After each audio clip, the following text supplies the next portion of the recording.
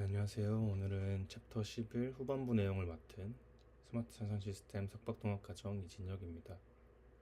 그렇다면 오늘 발표 시작하겠습니다. 먼저 본 세미나 발표의 주가 되는 내용인 액터 크리틱이 무엇인지 이해하기 위해서 폴리시 그레디언트의 기본 목표를 다시 한번 짚어보겠습니다.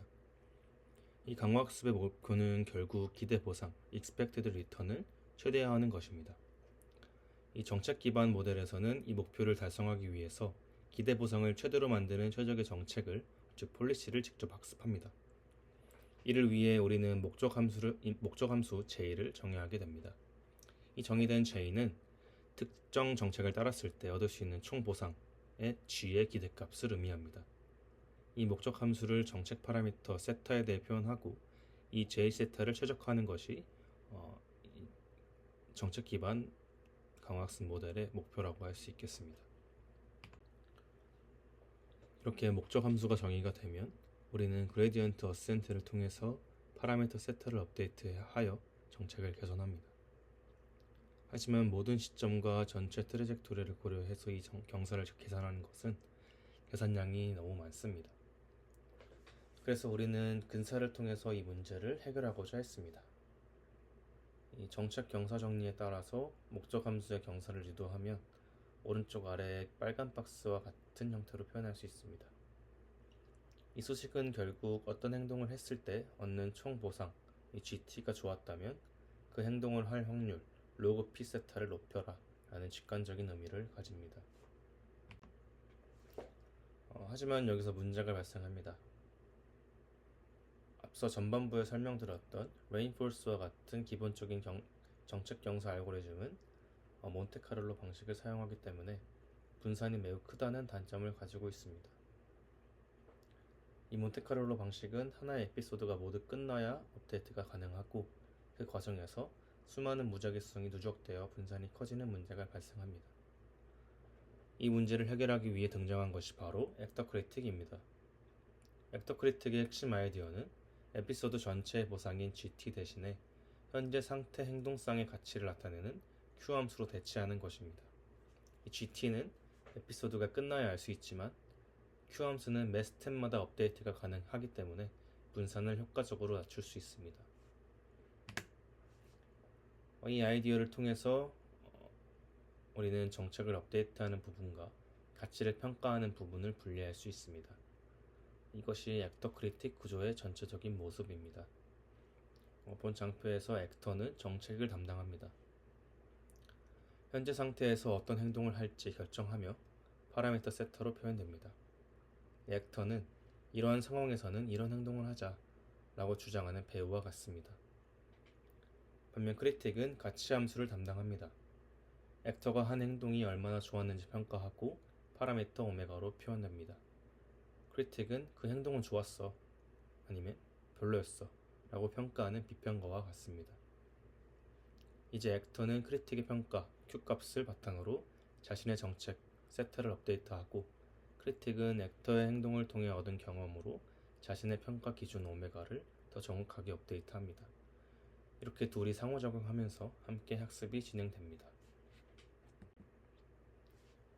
이제 액터 크리틱에 대한 기본적인 지식을 알려드렸고 이제 본격적으로 오늘 다룰 첫 번째 알고리즘인 A3C에 대해서 알아보겠습니다. 이 A3C는 Asynchronous Advantage Actor Critic의 약자입니다. 핵심은 여러 개의 워커를 두어 각 워커가 독립적으로 환경의 복사본과 상호작용하면서 경험을 병렬적으로 수집하고 학습하는 것입니다.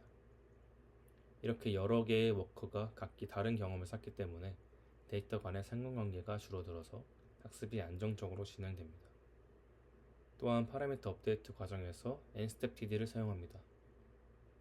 이는 한 번에 nstep만큼의 미래 보상을 보고 업데이트하는 방식으로 바이어스를 줄여서 수렴을 더 빠르게 만듭니다. 마지막으로 액터의 목적 함수에 엔트로피 항을 도입합니다. 엔트로피는 불확실성을 나타내는 지표이고 이를 추가함으로써 정책의 불확실성을 높여서 에이전트가 너무 빨리 최적이라고 믿는 정책에 수렴하는 것을 막고 더 많은 탐험을 하도록 유도하게 됩니다. 이 ACC의 전체적인 구조는 다음과 같습니다. 먼저 여러 개의 워커 학습자를 만듭니다. 각 워커는 자신만의 학습 환경 인스턴스와 신경망 모델, 정책 그리고 V 함수를 가집니다. 그리고 각자 환경과 상호작용하면서 데이터를 수집합니다.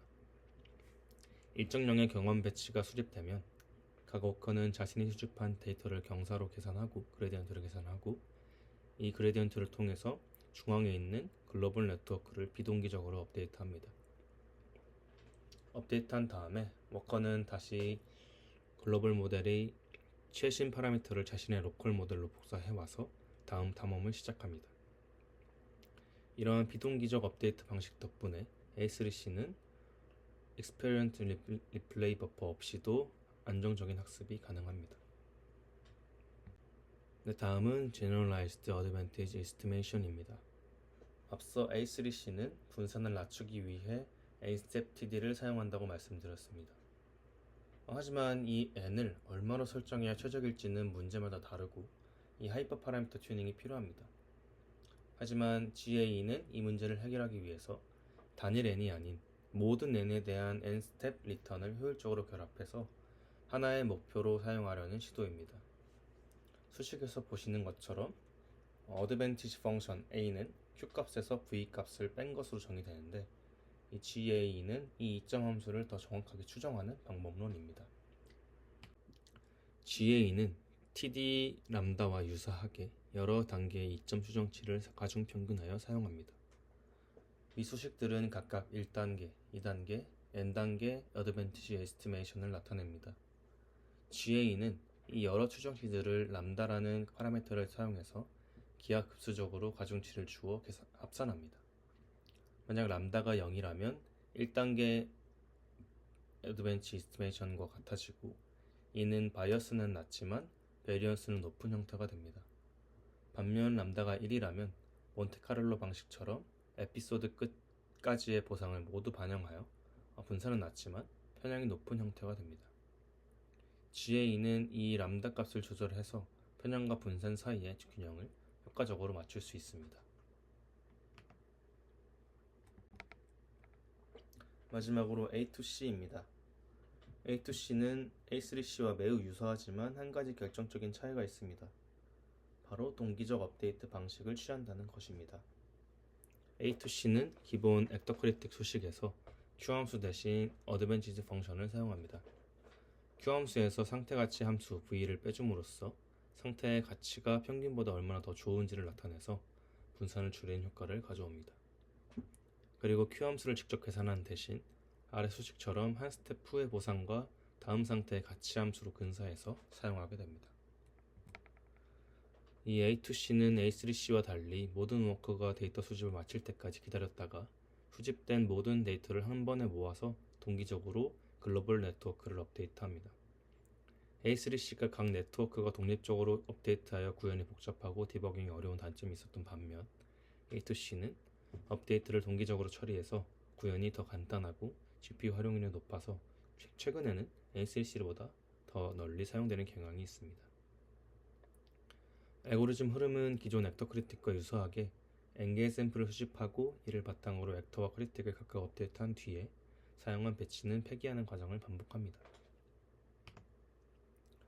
이상으로 A2C를 마지막으로 액터 크리틱의 주요 심화 알고리즘인 A3C, GAE 그리고 A2C에 대한 소개를 드렸습니다. 이로써 발표를 모두 마치도록 하겠습니다. 경청해 주셔서 감사합니다.